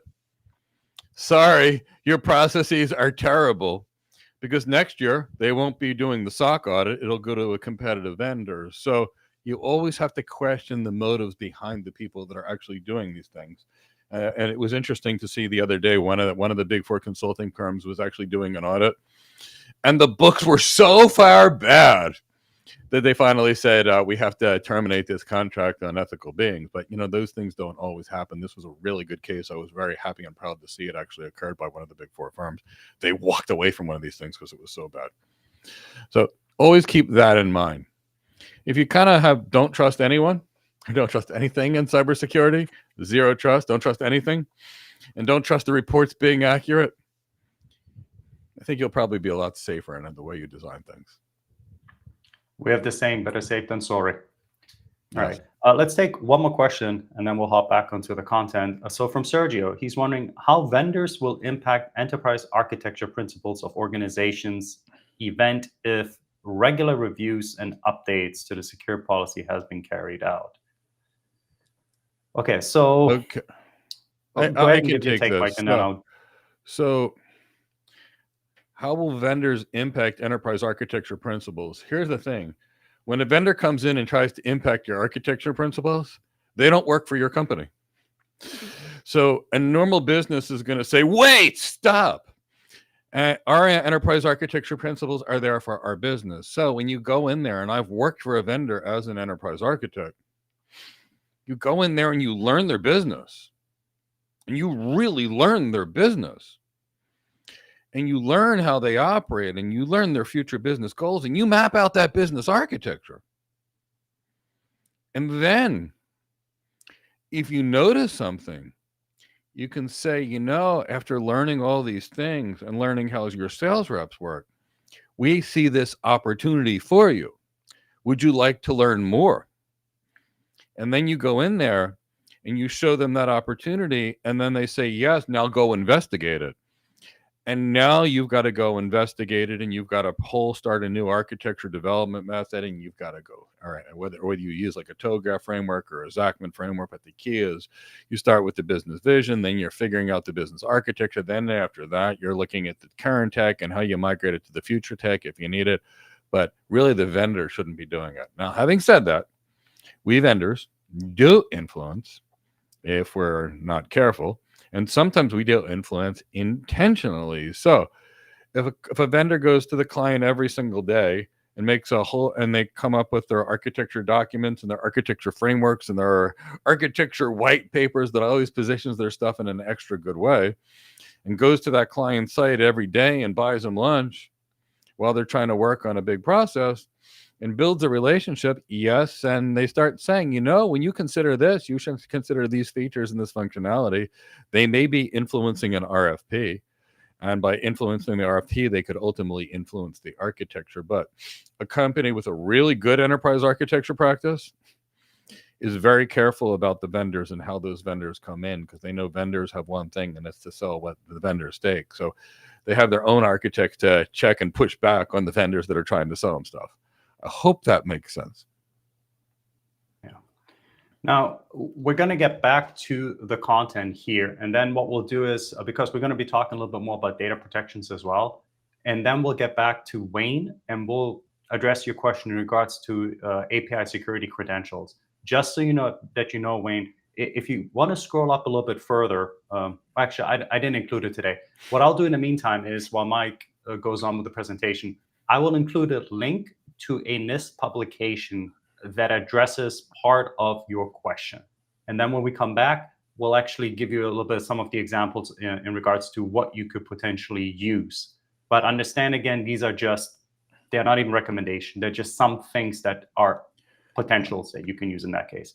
So in either case, if you've been enjoying the content so far, and before that Mike get back to his presentation, give us a hashtag CCSP, please. And that way they know that you're wide awake, that you're enjoying it, the content that we're having. And Mike, with that, I'll hand it back over to you while we await some of our Keep Alive messages to come in. Sounds great. I look forward to that way that we know you're awake, you're alert and oriented. And if I can find it, I have a really good visual from my house about an intrusion detection and an intrusion prevention service that I'll share.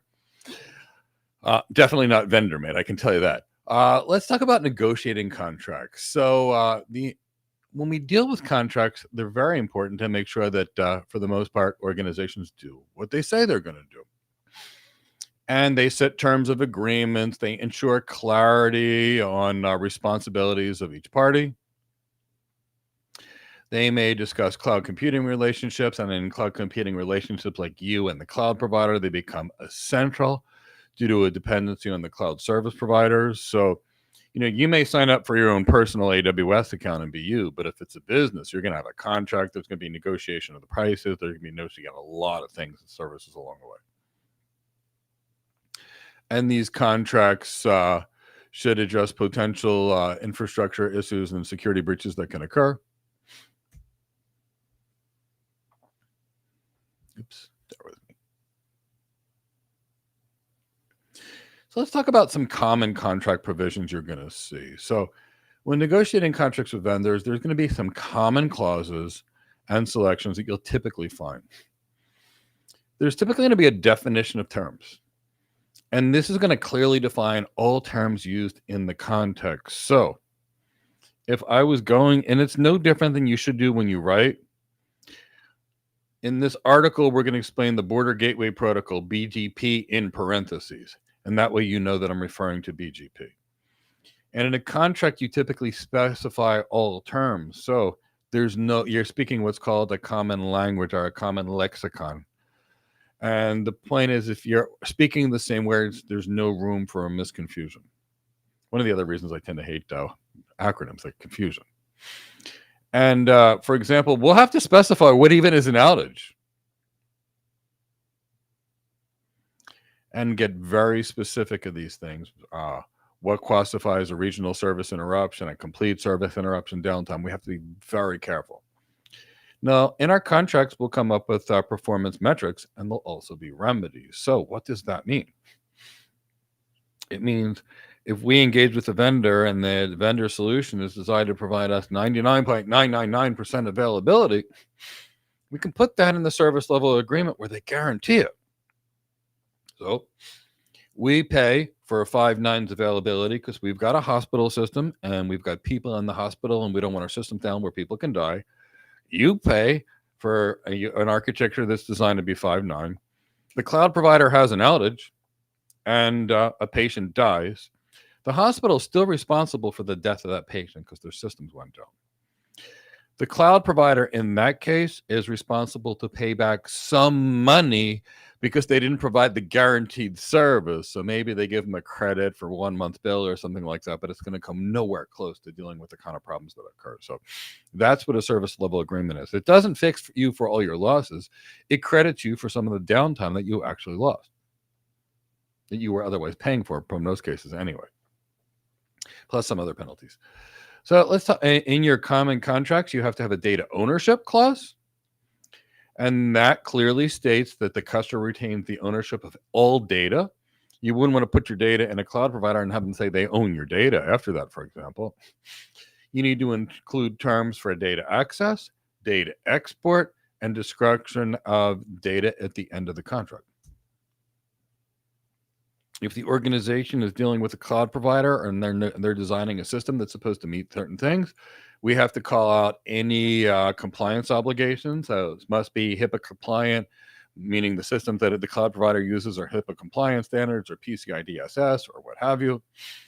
We will have to clarify the vendor's responsibilities for these compliance requirements. You'll typically see something called assurance, and this is going to include terms that allow the customer to verify the vendor's compliance in some way, shape, or form, meaning the right to audit certain security controls in some way, shape, or form, even if it's auditing somebody else's document.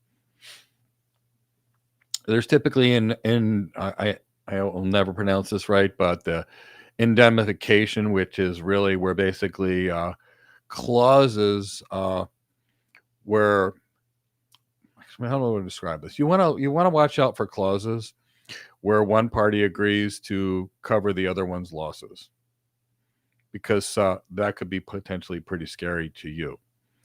If you get told, if you were to cause a problem in the cloud in your VPC and somehow that took the whole cloud provider down, you don't want to be billed for that. So you need to be held harmless. You need to make sure that you need to assess the financial risks. If you were to have to identify the vendor, which, make sure you don't. And instead, you should more have the vendor protect you from harm or identify you from any kind of clause as part of your contracts. There should be a clause on termination of the contract. How will the contract be terminated? You will have to specify if the contract automatically renews. For example, some leases renew at the end of the lease. Others might refer to a month to month, even if it want a house lease, for example. But it's the exact same thing we're dealing with here.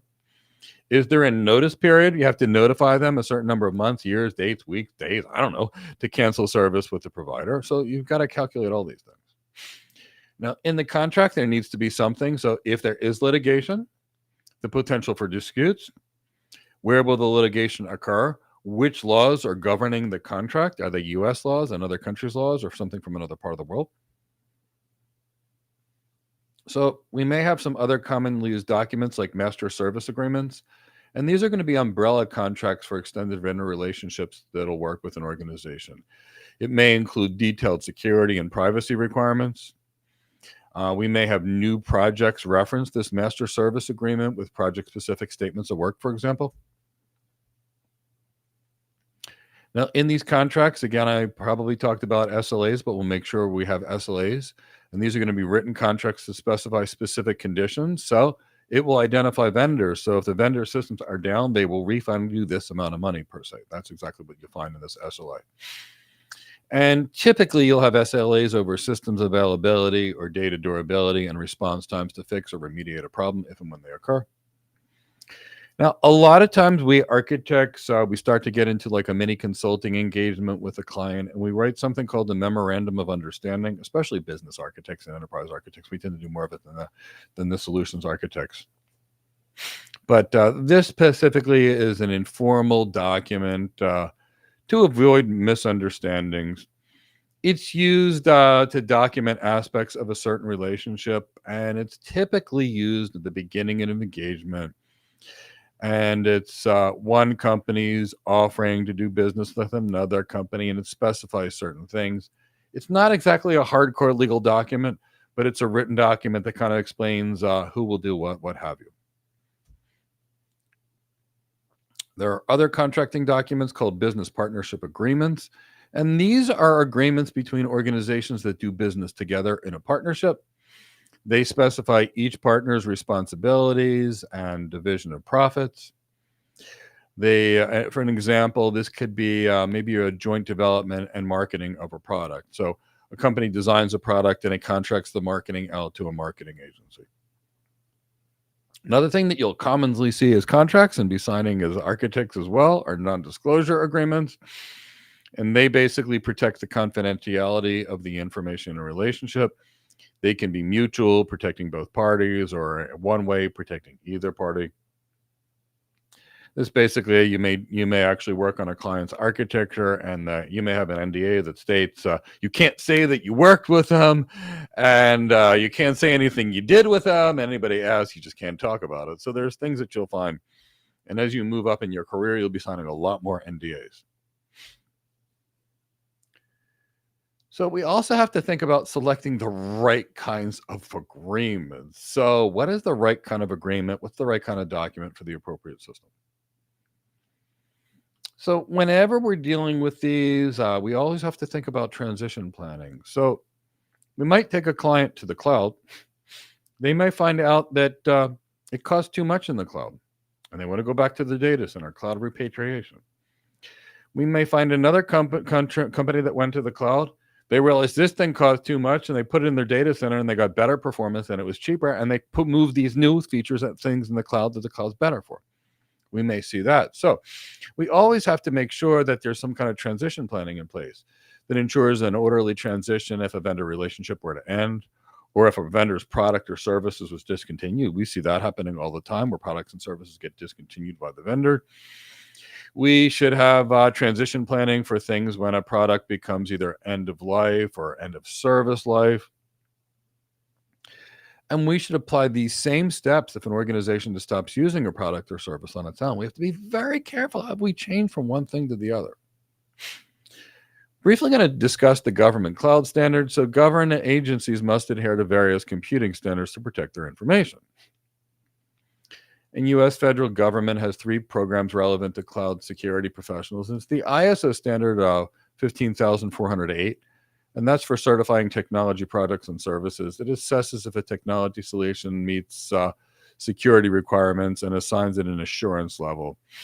And it's primarily used in government agencies for hardware and software products. We also have FedRAMP, and that's the Federal Risk and Authorization Management Program. And that's basically a centralized configuration process for cloud service providers, or a certification process for cloud service providers. Again, this is managed by the U.S. General Services Administration, and it provides a unified certification program across the U.S. government. Other government's cloud standards is the Federal Information Security Standard 140-2 for approving cryptographic implementations, and it ensures that cryptographic modules used in government applications comply with this standard. We also want to manage communication with relevant parties. So we have to effectively communicate anything that's critical between business partners across the supply chain. And this especially comes true with cloud providers, cloud customers. We have to have a clear communication pathway between any vendors and partners. And this is especially going to be critical for emergency situations. So not only our technology vendors, but we've got an organization, we're designing security, they've got a business continuity plan. Who are the fuel vendors that are coming in and out? For the generators that are coming in and out? Do we have people coming in for replacement components to fix things? So we always have to think about all these things. We always have to have communication with customers in the supply chain. For example, if a company was supposed to manufacture something and they couldn't do it for a reason, they need to tell that customer, potentially refund their money, and explain why and what. Can't just take people's money and not deliver a product, for example. Anytime we're dealing with third parties, we have to manage expectations, try to do the best we can to maintain brand awareness and meet logistical needs. And we really want to make sure that during any disruptions or disasters, we do what we need to. So in some cases, this is legally required. In some cases, it's just the right thing to do. We have to always manage communication with relevant regulators.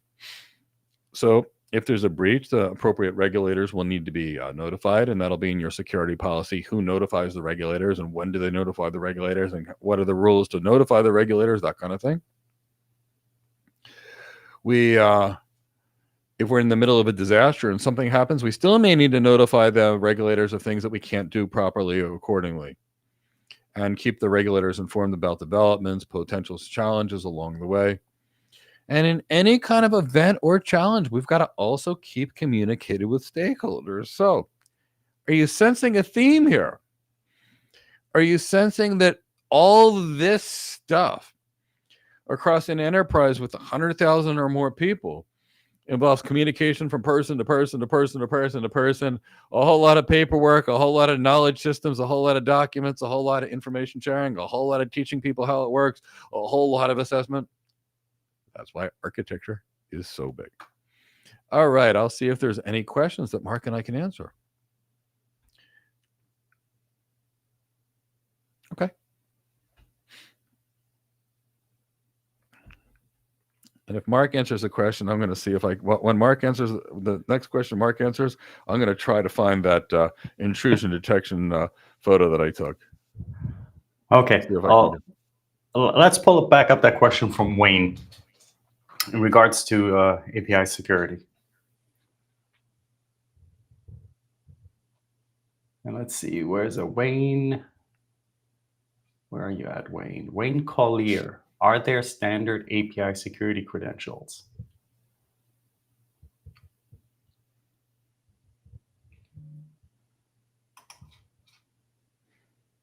Okay.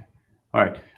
Just so everybody knows, we're sometimes make some assumptions here, but you guys just went through the entire CCSP content.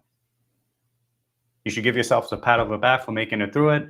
I know some of the things that we went through it were a little bit dry. Unfortunately, there's only so much excitement that you can have when you're talking about doing some of the calculations or going through some of the compliance and legals. But overall, you guys have made it. We're very proud of everybody here. And now we're gonna tackle a few more questions that were in the chat, and I'm gonna put it this way to you all. We're gonna answer what is there currently, and if you have additional questions, then we'll invite you to meet us on Wednesdays, where we'll have a Q&A sessions, just a Q&A session. We're not going to deal with any particular content, so that we can squarely focus on questions that you might have regarding a particular domain of technology. If you have career questions, that's where we'll focus a little bit more on it there. But for right now, let's just tackle a few more of those questions we have in the chat box. And okay. Go ahead. I was going to say, before we do, sometimes people don't know the difference between intrusion detection and intrusion prevention systems. So I took 2 photos to explain it. And I think that'll be a happy, nice little fun thing for a minute anyway. So in this particular situation, we have something that's called intrusion detection. In here, we see that my cat Cindy found a lizard. And that's what intrusion detection systems do, these network-based intrusion detection systems. They find problems, and then they notify you. Now, here's an intrusion prevention system. In this particular case, Cindy saw that lizard, and then she put her hand on the lizard and wouldn't let the lizard escape. So when we talk about next-generation firewalls having integrated intrusion detection and intrusion prevention, it's that they find the problem, and in many cases, they can also fix the problem. Anyway, I think anything with a cat always makes me happy, so I thought I can show my cat-based intrusion detection, intrusion prevention. If it worked, give me a hashtag CCSP. Let me add that to it because it worked. There you go. I'll get everybody started off. Okay. So let's take a look at Wayne's question here while we still await people putting in their hashtags. So Wayne was asking, are there standard API security credentials that would aid a risk assessment for cloud architecture solution? Wayne, this is where we go back to that framework that I gave you. It would be best to go about looking at that framework, seeing some of the things it spells out, so that it can help you make sure that as you look at the overall architecture, that you can make sure that you can apply mechanisms to it that would aid you in regards to the API security. Now, at a high level, what I would tell you could do you can look for API authentication, authorization type of protocol. So this is where we're talking about our OAuth. We're talking about something like an OpenID Connect, something that is pretty decently robust, I would say, that can help us with doing some type of authentication and authorization when it comes to our API keys. Additionally, we covered this at a few times during the course of the CCSP, is you want to think about encryption. Encryption is going to be very powerful when it comes to securing API keys. And then something that we briefly touched on is going to be managing your certificates. So I'm talking about digital certificates, something like an X509 certificate. And the way you can do that is you use some type of transport protocol. In this case, if we're going over the web, guess what? We're pretty much stuck with TLS, right? Transport layer security protocol. So that's what you would then use to secure your API keys in transit.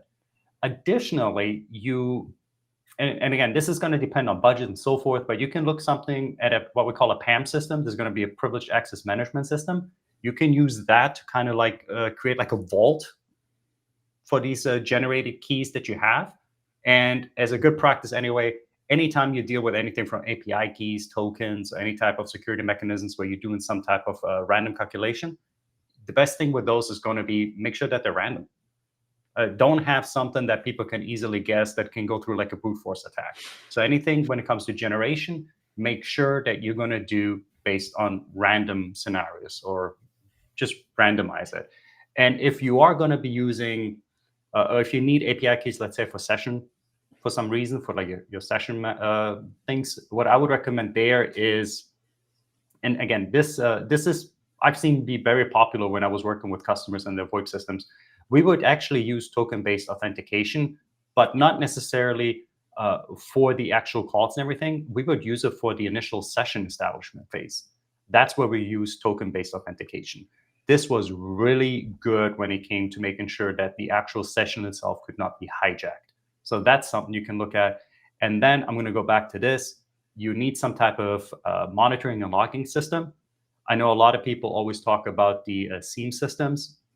If you're looking at a SIEM systems, the best thing there I can say is look for a SIEM system that's going to incorporate endpoint detection and response, and is going to give you also some kind of automation and orchestration. So in essence, what I'm telling you, look for an XDR system, because there you're going to have that anyway when you're going to have endpoint servers, if you want to look at your cloud. So it's best to use that so that you can monitor, and more importantly, since you're not going to look at it 24/7, you can log anything that might seem suspicious.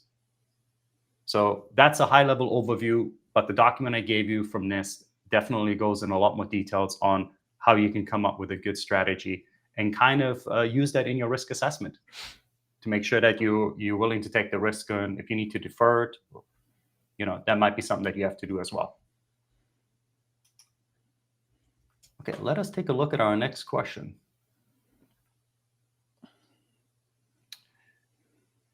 Well, I'm going to leave that question up to Mike. He's going to love this one. So do vendors also attempt to schmooze the architect as an influence on the client they seek? And is it ethical to accept entertainment such as meals? So absolutely, vendors will spend an incredible amount of money. And I've worked pre-sales, and I've spent an incredible amount of time taking clients out for lunches, dinners, and drinks. Now, there's two sides of it. One side is I get to learn a lot about their business, a whole lot about their business. And if I spend enough time with my client and I know enough about business and I've got these good consulting skills, I can find a way to help them. And I will never get these things, all the information I need, if I don't have a good relationship with the client. So the answer is, to help the client, you have to have a good, strong relationship with them, especially if you want them to tell you things that are very important to their business that they're embarrassed about or sad about. There's that side of it. So at the same time, if you're going there every single day and you're buying people sushi and you're taking them out for steak and scotch, to some degree, you fall into that Cialdini's law of reciprocity, where you do something for them and they want to do something for you. Is it ethical to be taken to meals? Yeah, it's totally fine. As long as you let both vendors take you to meals and you listen to both of them, that's totally fine and totally appropriate. No. I had a client at one point where we were actually testing a situation. And the client liked me so much that while they were doing a test, somebody from the client said, "Mike, we just pulled the cable. Did you notice it?" And I'm like, "Thank you for telling me, but I'm going to wait for my team to notice it." And about 10 seconds later, the bells went off and they're like, "Oh, your team noticed it." And I wasn't going to do it. But I had such a close relationship with the client that they were willing to do that for me. But as long as you play ethical and as long as you're not bribing people, I don't see anything wrong with getting to know people, really finding out their needs, learning about their business. And if that gives you a strategic advantage, so be it. But that also means your company is willing to invest in a client. If a company has a $300,000 architect and they let that that architect go to the client site every day for 6 months, and believe me, it'll happen. And they then allow that client to go bring in a whole bunch of experts from the company again and work on that environment for the next 6 to 12 months. That vendor could be investing 15, 20, $30 million into an opportunity. So they're going to want to care about that client, but they're also going to want to make that client be successful. That's the client I work with. And at the end of the day, you don't build a career by selling somebody a $40 million solution and being done with it. You build you build the career by delivering a $40 million solution which optimizes somebody's business. And then they tell somebody else, and you get a phone call the next week, and you come talk to our business, and you help that business, and then you help the next business. So if it takes you meeting people to be able to deliver things, I don't think it's necessarily wrong or unethical. Bribing people is unethical. All right. Go ahead with that one, Chris. Pull up that question. So David is asking the same question that Cloudy said, and Cloudy asked. And I normally do not address this, but since David asked it again, I'm going to give you a little bit more of a verbose answer to this. So, but he's asking, would compliances like SCADA and GAM5 be considered risk avoidance or mitigation? Here's the reason why I did not answer it. Technically, it could be both, depending on how the organization uses it. But if we're looking at it just from the frameworks that SCADA and GAMP have, I would definitely tell you that both of them are risk mitigation strategies instead of risk avoidance strategy. And if you think risk avoidance, that is something that you try to eliminate risk pretty much entirely or as much as possible, while the mitigation is you're taking steps to reduce the impact of it. So that's why I said it could be both, but from technically, if you look at those two frameworks, they're more about the actual mitigation of it than avoidance. Yeah. So that's why I didn't want to go into too much detail when it comes to that, David. But I hope that makes it a little bit clearer in regards to what technically they are. Yeah, and they're only part of the whole strategy. Yeah. So SR, you asked a similar question before. I personally, I'm not going to recommend any books on these, and the reason is that a lot of the books that you'll have on risk management, analysis, and so forth, they're not specific when it comes to technologies themselves. You'll find a lot that will deal with overall business cases, or that will deal with some type of project management. That's why I provided you with the NIST framework when it comes to risk management, because that's going to, number one, build your base. And then once we build your base, now you can go back and you can take some of that more generic information and then kind of work through it. But I want you to build a base first on when it comes to the actual technical side of things and how you can apply it to an actual security infrastructure before you get confused perhaps with verbiage that might be specific to a project manager. Yeah, I think that's a good way to put it. And Mark, I can make some recommendations of some good books here. But yeah, if you like. I try to stay away from it, but go ahead. And I think the bigger issue is, though, we have to think about the whole package of everything we need. The second we try to dive deep into just get this one thing from this book and this other thing from another book without knowing all the skills that we need, you're probably going to go down the wrong path. So, I mean, there are some common textbooks that are used in actuarial sciences, but all in all, if I was going to start studying actuarial sciences, and that is a science of itself, and there's some good risk assessment textbooks and risk management textbooks that you would get, and I'm going to tell you right now, each book's going to be really expensive, and it's going to be really academic, and it's going to have great information if you work for an insurance company and you calculated risk all day. And 99% of it won't be applicable to you. And it'll probably cost you $500 to go through those 3 books. And they're all made by companies like Wiley and McGraw-Hill. So there's that. The alternative would be go get an MBA or go get some good tech leadership training or architect training like ours.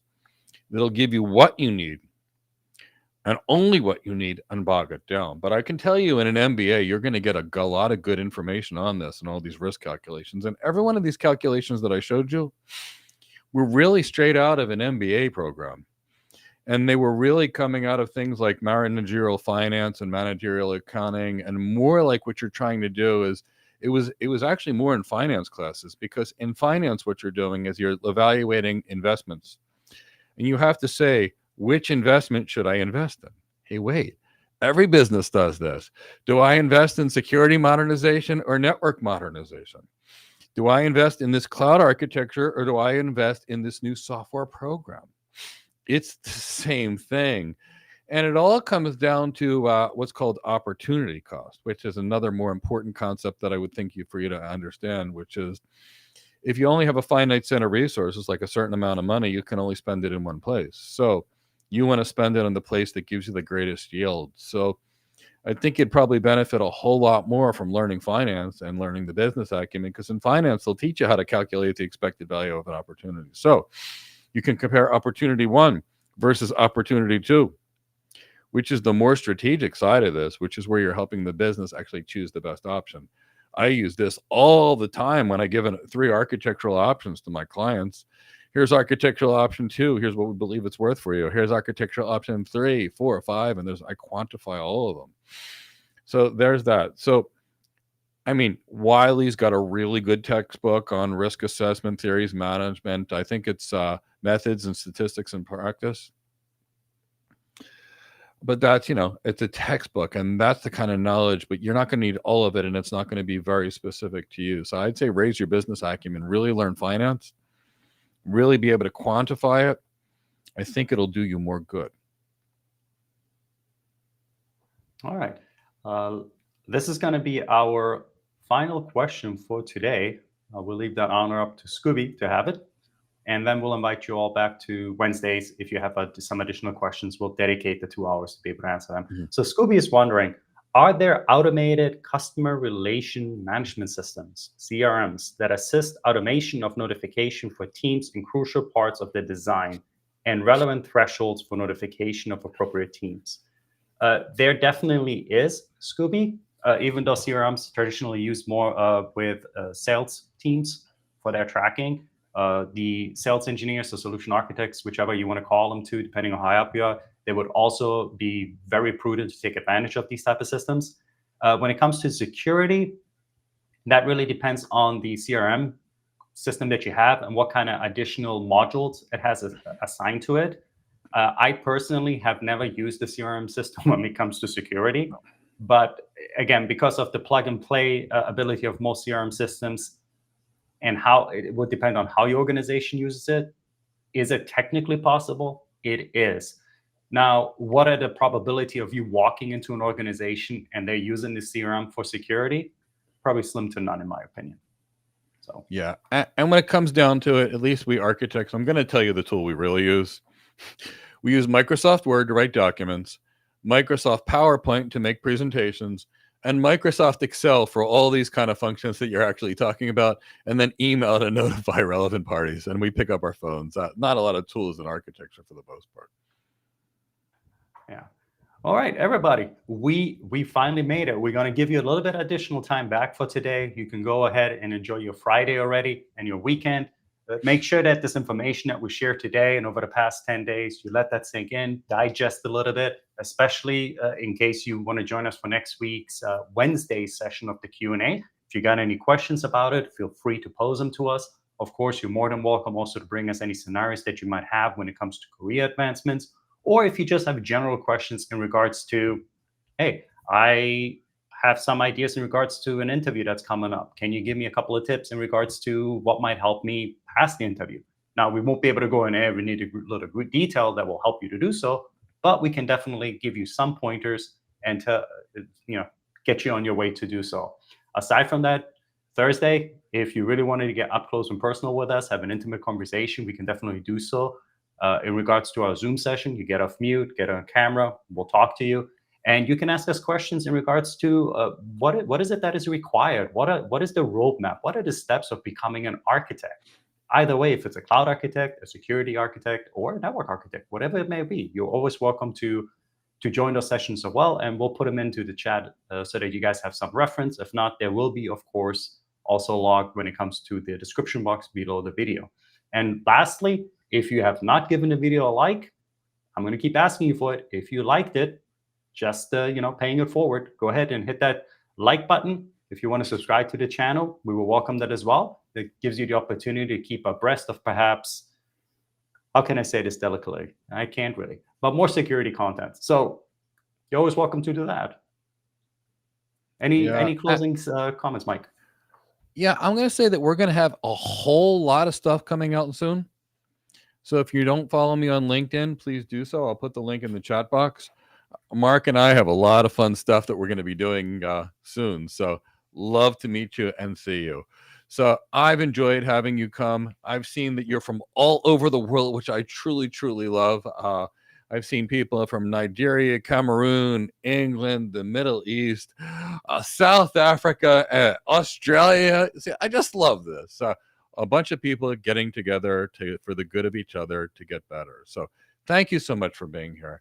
It's an honor and a privilege to be in your houses, living rooms, phones, or wherever you're at. And we don't take that lightly around here. We really want to try to give you as much as we can for your time. Thank